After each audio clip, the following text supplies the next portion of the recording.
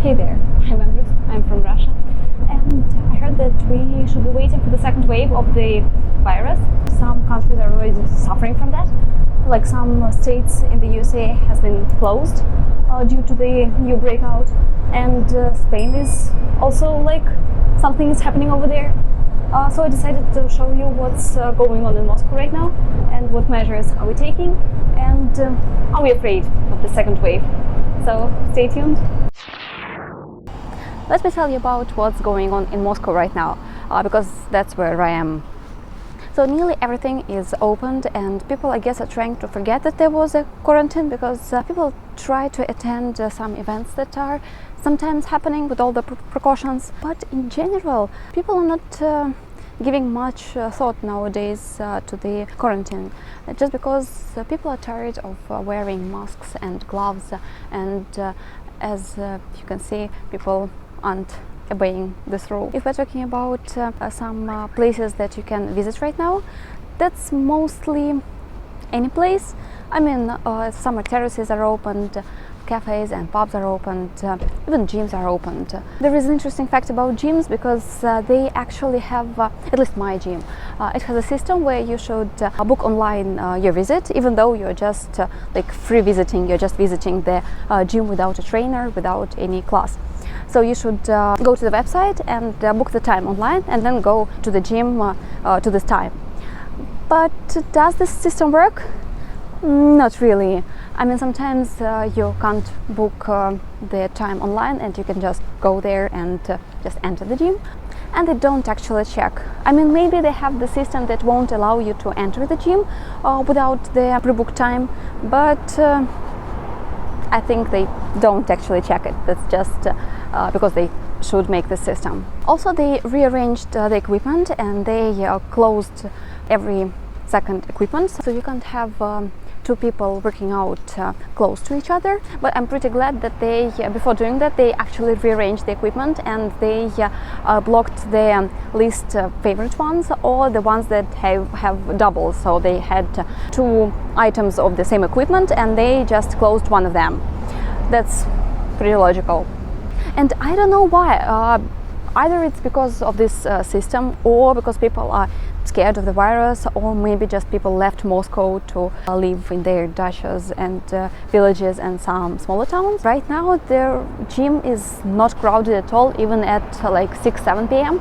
when it's usually like jam-packed. Now that's really spacious, and not a lot of people there. And that's great for me, because finally we can go and work out.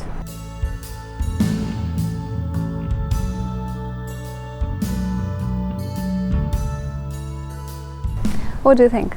Are events happening in Russia right now? Although they shouldn't. Yes and no. So there are no major events, like huge festivals that are gathering thousands of people. No, those are not happening. Organizers have postponed and cancelled a lot of those festivals, and especially it's summer. I mean, usually in summer, in any large or even I think small city, a lot of things are happening. And a lot of festivals, open airs, gatherings, all the concerts are happening, and not this year. But if we're talking about smaller events and just smaller gatherings in some pubs, in some bars, that is happening. I want to tell you a story.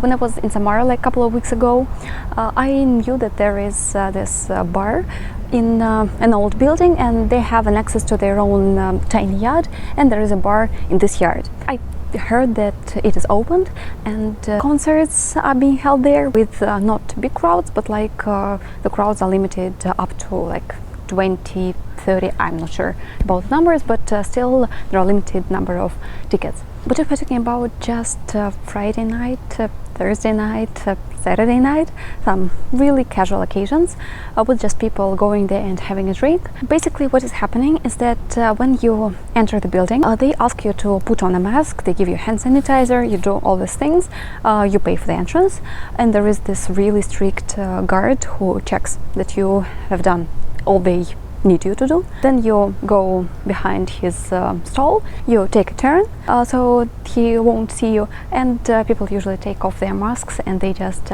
go into the really tiny yard with like more than 50 people there, and standing like without any distance at all. I mean, just basically trying to push yourself through the crowd, because people are tired.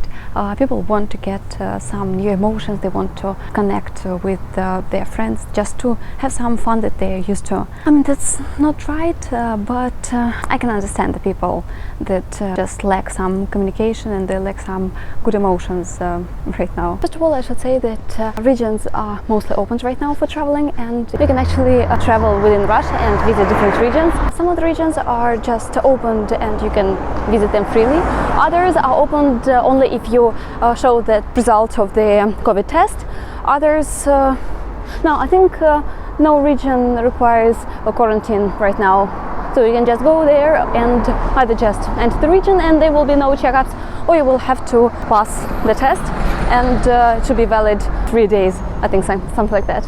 And that's actually a great opportunity, because usually people in Russia, when they have some spare cash, they usually go traveling to, let's say, Europe and some Asian countries.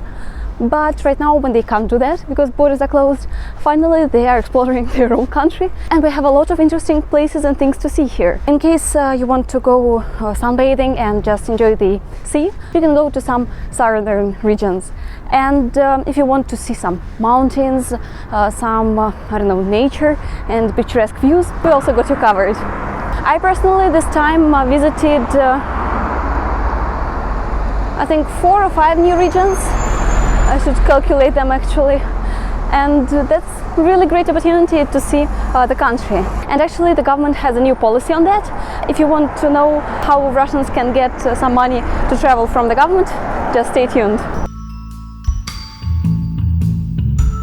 What is actually happening with traveling abroad? Is it really that strict and you can't go anywhere, or you can find some loopholes to actually travel to another country?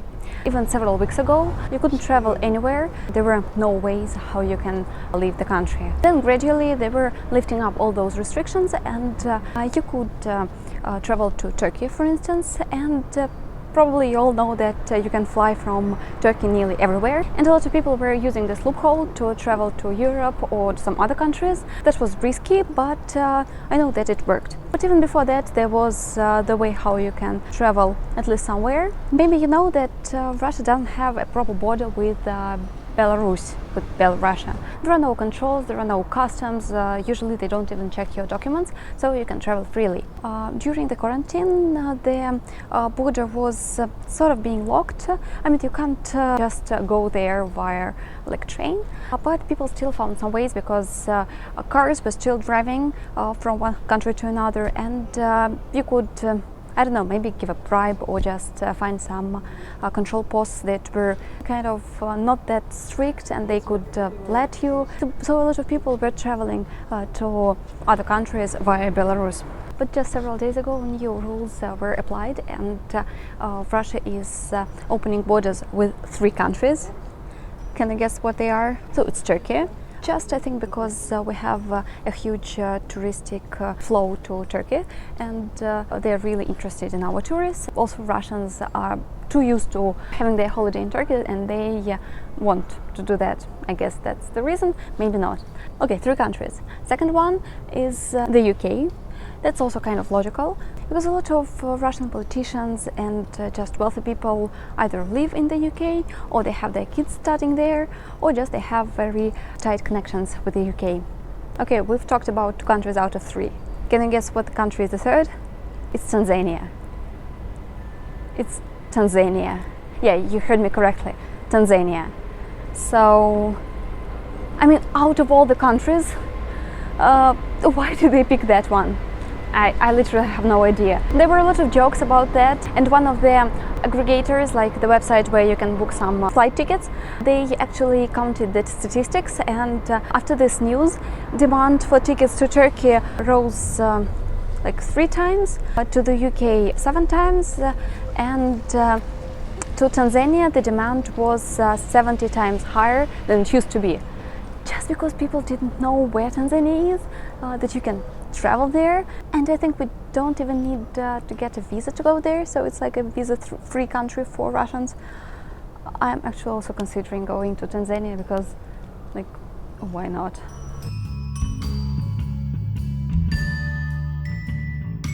I promised to tell you how government is actually sponsoring travels within Russia for Russians. It's actually a new policy that was introduced several days ago when our Prime Minister finally signed it up, and it was kind of a surprise for all of us. They have a list of regions that probably need some kind of touristic attention, and there are a lot of regions there, I think about 20 something. You can choose any region from this list, book a tour via the tour operator, or just book a hotel. The trip should be not less than 5 nights long. Also, it should cost from 25,000 to I think 75,000 rubles. And you should book it with their card, with a bank card that is called Mir. It's like Visa and MasterCard, but just the Russian thing. And if you follow all those terms and rules, you can actually get a cashback. You can get from 5 to I think 15,000 rubles back on your card just because you are traveling within Russia. That's kind of cool, and I'm not sure whether I will use it or not, but I mean, every time when you can get some money from the government, I think you should do that because there are not many ways how you can get your taxes back and get any real profit from that. So if any Russians are watching, you can just use this opportunity and travel in summer, so why not? I wonder how many people actually were looking in the camera and doing funny things or silly or rude things. I will see that in the montage. But you know what? I'm talking so much about traveling and how it's great to travel right now in Russia, especially with this cashback, but I haven't told you one problem that is really important. The problem is money, because a lot of businesses have closed, and some of those who even they haven't closed, but they are reopening and they understand that they cannot survive anymore. They don't have customers don't have money, and businesses, I mean small businesses themselves, don't have money as well. And that's like an endless circle that means that people, if they haven't lost their jobs before, they are losing them now. There is an example that I really liked. I mean, it just shows how things are. People are losing their jobs. They now have to just stay at home because they have no job. They stay with their kids. Kids don't go to kindergartens, and kindergartens don't have any clients, and kindergartens are also closing, and people are losing their jobs, people who were working in the kindergarten. And it just goes on and on. It's great to travel, but not a lot of people can afford that, and a lot of people are just sort of in the mode of being financially efficient and not spending much money on things that they don't need. I know that I also have foreigners watching this video. That's why here is some information for you, whether you can enter Russia right now. You can enter Russia, but only in case that you have some business here. I mean, either business related or family related. So if you have some relative, close relative, like parents or siblings or your wife, husband, who are actually Russian citizens, in this case you can enter the country if you have some documents that actually prove that you have relatives here. Or if you have some business related stuff, then it's also possible to visit. I'm just not sure what documents you should show, but I mean, it's possible.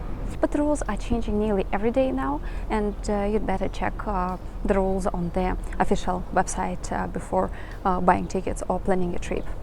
But I hope that maybe in September tourists will be welcomed again to Russia, because the weather is great and a lot of cities are changing for the best, and just come to Russia and see it for yourself.